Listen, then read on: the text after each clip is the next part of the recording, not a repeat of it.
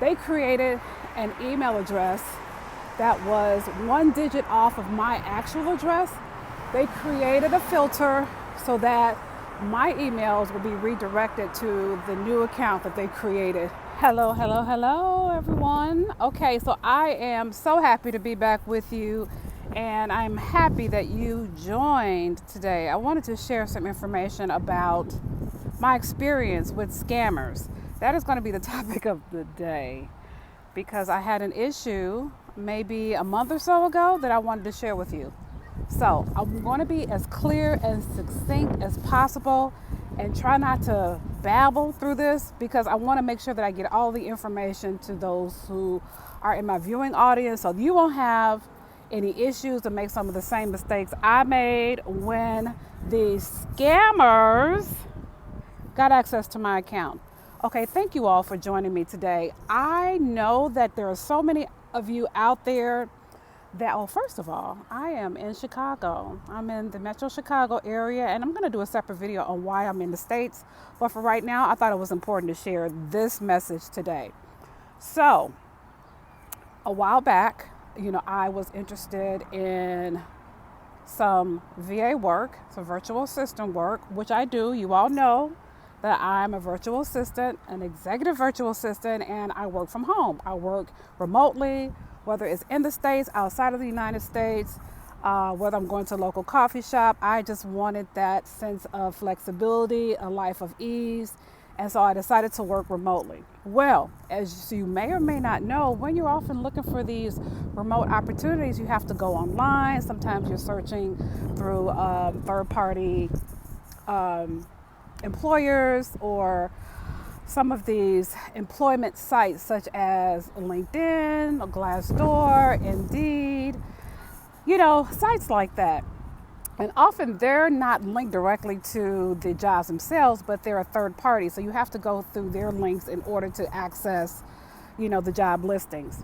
So I went through a job site. I clicked on the link. I applied for this role to work directly with this client because I was interested in doing that type of work. This particular client was offering benefits, and I really wanted to build a long-term relationship with one or two clients, and this would have been the third client on my client roster. So when I clicked on the link and I applied for it, I got an email confirmation in my email saying, "Thank you for applying," yada, yada, yada. About a week later, I got a follow-up email inviting me to an interview. So when I went to click on the link and nothing happened, what was supposed to happen is there was supposed to be a link to a series of date and time offerings, so that I can schedule the interview with the HR manager, but I saw nothing. So I sent an email, I replied to that particular email, and I was like, hey, something's going on. I don't see any dates or times populating. And, that was that. No response to the email or anything. However, in that email, there was a name in that email. And so I looked up that name that was associated with the company that I applied for, and the person was in LinkedIn. And I actually inboxed them and say, hey, did you actually send me an invitation to an interview? And would you reply? I sent a screenshot and I asked them to confirm. Never heard anything back from them. As a matter of fact, they blocked me from their inbox. Maybe they thought I was a spammer or scammer, but the person was indeed the HR director or manager for this particular company that I applied for, and they decided not to respond for whatever reason. So from that day forward, I had a suspicion that it could be like a phishing scheme, but there was no way for me to confirm. And so the next couple of days, I started seeing things weird happening on my laptop. It would flash on and off. Sometimes I'm in the middle of working on a project or something and my computer would shut down. That's when I knew something had happened. So the next day I had gone to LinkedIn to try to follow up on this person that I had sent an email inbox to, and I couldn't get in my email account. I couldn't get in my LinkedIn account. And I couldn't figure out why I didn't get in my LinkedIn account. I had been getting into it prior to that day and the weeks, before then. And so I I sent an email to the LinkedIn support team and say, hey, I'm locked out of my email account, of my LinkedIn account. So what's going on? And they said that I had violated community, something of community policies or something with regard to the posting that I had for a position that I posted, that I had violated. Either I had created a job posting and the language wasn't consistent with the policies on LinkedIn. And I was like, wait a minute, what are you talking about? I'm not an HR person. I don't post job posting. I don't have a job posting. I don't have a position available. As a matter of fact, I only use LinkedIn to do networking and also to apply for various VA opportunities. And so I said, could you look into the matter? And so they looked into the matter, and it took about almost 2 weeks for them to get to the bottom of it. And so when they responded, they said they had noticed some suspicious activity on my account and that I should use a new email address, lock it down, remove any payments from my account. So what happened was someone accessed my account. I had a payment source linked into that account. So what they did was they created a posting in my LinkedIn profile, a job posting. Someone responded to the post because they thought it was an actual job posting and connected with the so-called scammer who used my account. In the meantime, this same scammer, I'm sure it was the same scammer, used my credentials and accessed my Amazon account. They went into my Amazon account and ordered 2 GPS watches at $802.11 each. Now, mind you, if you have an Amazon account, you know as soon as you place an order, you get a confirmation email. I never got a confirmation email. I just so happened to be going in because I needed to order some essential oils and I couldn't get into my account. And I'm like, what is happening? First, I couldn't get in my LinkedIn account. Now I can get in my Amazon account. That's when I knew something was happening. And so I tried to contact Amazon. That was a nightmare because they kept asking me to use the same email account. I was like, I can't get in using this email account. They're saying, well, someone accessed your account. I said, well, I can't get in to determine it. But the only reason that I knew that they ordered these watches was because I had gone into my Google Wallet and they had placed a fictitious card in my Google. I know this is a lie, but this is the way scammers work. It's like a web of deceit. They had placed a fictitious card in my Google Wallet account. And so they used that number, added it to my Amazon account, paid for the watches, and had it sent to a town called Flora, Illinois, which is like southern Illinois. The only way I knew that is because once I finally got access to my Amazon account, I went to the addresses of where I saw the 2 watches that were ordered, one on the 22nd of March, one on the 23rd of March. And I saw that they had sent it to this address that I knew nothing about. So I removed it from my account.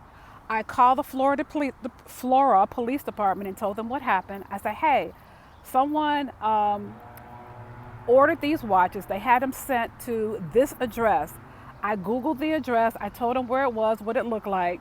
And he said, oh, he said, that's interesting. He said, someone called about 2 days ago about this same address. And I was like, really? He said, yeah. He said, let me do this. He said, let me take your information and I'm going to go to the address, check it out, and have a conversation with the people who filed a police report 2 days ago. I said, wow, this is interesting. I said, okay.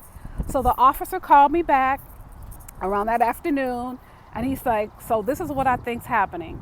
He's like, somebody must have accessed your account, and what they're doing is using that credit card that they put in your Google account, and they're using your Google account as a burner account.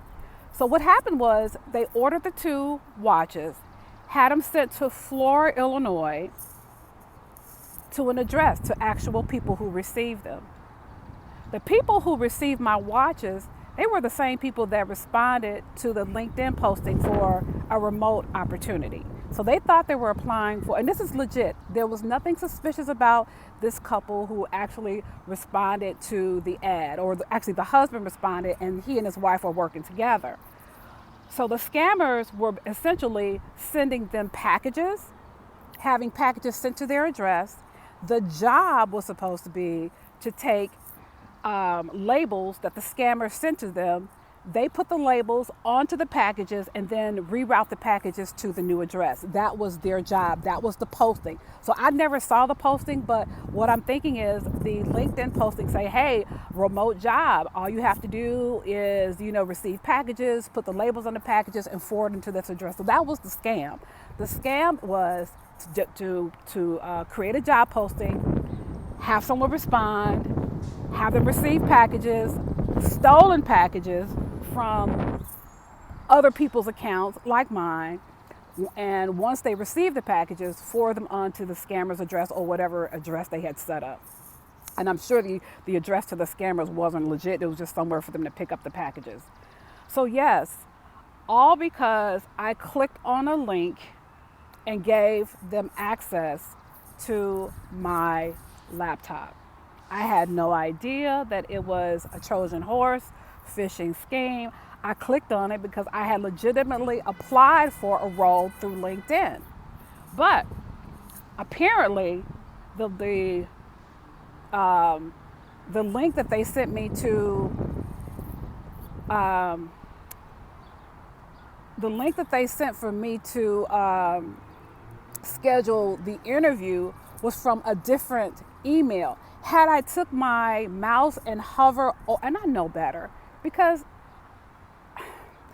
I've worked for companies where we've gone through security training and they teach you all the ways that people do phishing schemes and things like that. So I should have known better. One of the things you do if you think it's suspicious is to take your mouse, hover over the email address, and usually there'll be something off. Either they'll have an extra dot, extra words in it, and it's not the same as the company's email address.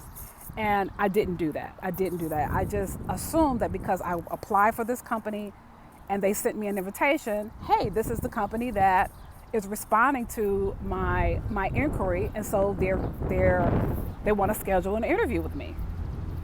It was a hot mess, but that's not the end of it. There's more. So I filed a police report, which you're always supposed to do. I don't care what it is. If you think you've been scammed or something, and even though it wasn't my credit card that they put, so it looked like they opened up a credit card in somebody else's name and put the credit card in my Google Wallet to use as a burner account.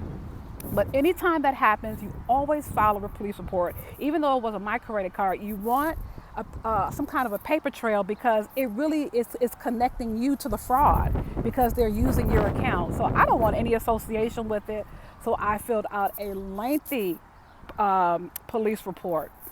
So the police department in Florida told me because I live my address is in suburban Chicago, that I have to go to the local police department and fill it out there.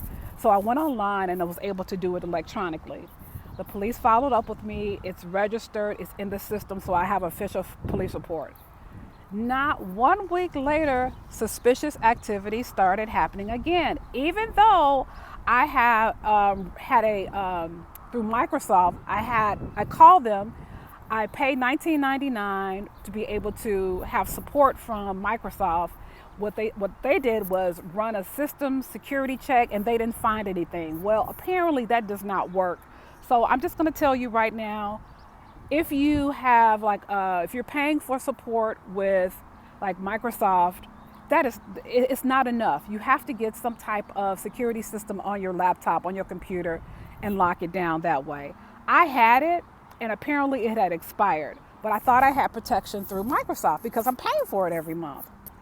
Not at all. So anyway, a week later, I didn't notice any suspicious activity, but I started getting text alert about StubHub tickets. And I'm thinking, I didn't order any StubHub tickets. I haven't used StubHub probably in about 7 years. So I said, okay, something's going on. I think this might be another incident. So I started looking through my emails. I didn't see any confirmations from StubHub. But then something told me to go back and look in the Google Wallet. I went into Google Wallet. They placed another fictitious credit card in my, now mind you, they still have access to my account because Microsoft didn't protect me and my other security system had expired. So I had literally no protection. So they still had open access to my laptop.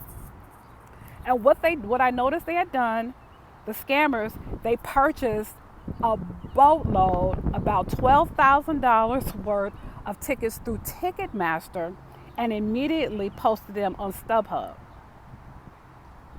They posted them on StubHub. So whatever credit cards they were using, they used that through my Google Wallet burner account that they use as a burner account, purchased Ticketmaster tickets, sold them through StubHub, and they were able to pocket that money. So I had to create yet another police report through my local police department so that I could have it as a matter of record. And then I decided to call Best Buy and have their Geek Squad. I did it remotely. Actually, I didn't know this was a service. For $39.99, I was able to purchase a service where the Geek Squad can remotely access my laptop, get rid of all the spyware, anything, add protection to my account. And I had access to the Geek Squad for 30 days after if I had any issues or saw anything else, but they assured me nothing else would take place. So at this point, I have PTSD because, and not to say that, not to downplay people who experience PTSD in other ways, who are medicated for it or have, real life PTSD issues. But I'm saying is when you've gone through something like this, it's traumatic. And you're thinking every little blip, blink, or anything that happens to your account, if you're not able to access to your account because you forgot your password, just little silly things like that would be true. Oh my God, somebody has access to my account. Oh girl, it's not that. You just forgot your password. You forgot one digit. You keep thinking that someone has access to my account. They have access to my information. But I noticed that after the Geek Squad loaded this protection on my laptop, I didn't have any more issues. So let this be a lesson. Particularly for people who are applying for remote positions, because there are so many of us who want to work remotely, travel to other countries, live abroad, whatever the situation is. The scammers know this, and they are out in droves. They are working overtime to access your information. Lock your information down. If you have Google account or whatever, even Microsoft, do a two-step security. It's an extra step to log into your own accounts, but I'm telling you, it's worth it. So what I did is I made sure all of my two-step verifications were enabled, that I have to get a text, I have to use Google Authenticator in order to access my own account, because I'm telling you, it is so worth it. And if you, I also recommend that you just pay the extra money and get security on your laptop, because that basic security I thought I had with Microsoft, it didn't work. It did work. It just left me vulnerable. So, okay, I forgot something really important. In order for a scammer to be successful at you not knowing what's happening behind the scenes, they have to redirect your email. So what they did was went into my Google account, clicked on my Google settings, went to the tab that says filters. They created an email address that was one digit off of my actual address. They created a filter so that my emails will be redirected to the new account that they created in my name, the one that's one digit off. So if you ever see that, if you ever have a situation where that you're experiencing like this one, check your filters. Go into your Google account, click on settings, and then go to the tab that says filters. And what I saw in there was a filter that not only redirected, sorry for the wind guys, my LinkedIn, but it redirected all of my Amazon emails. That's why I never saw the Amazon confirmation. So if you ever see that, make sure you go in and remove all of those emails or any accounts that's attached to your filters. Okay, that was important to include. So you live and you learn, but because, my channel is about travel, and it's about different experiences of moving abroad and just moving through the United States, remote work, I want to make sure that I get this information out there.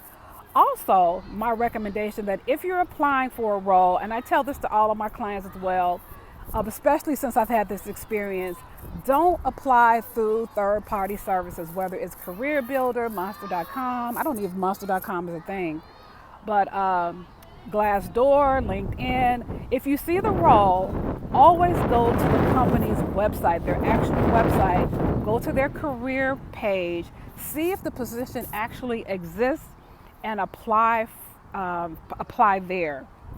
And I really would love for some of these companies to alert applicants that if they receive a reply or an invitation to a invitation to interview, this is what link or this is what email you'll receive. You'll receive an email from this particular link if we send you an invitation, just so that you can be aware that this is the link that you should expect to see.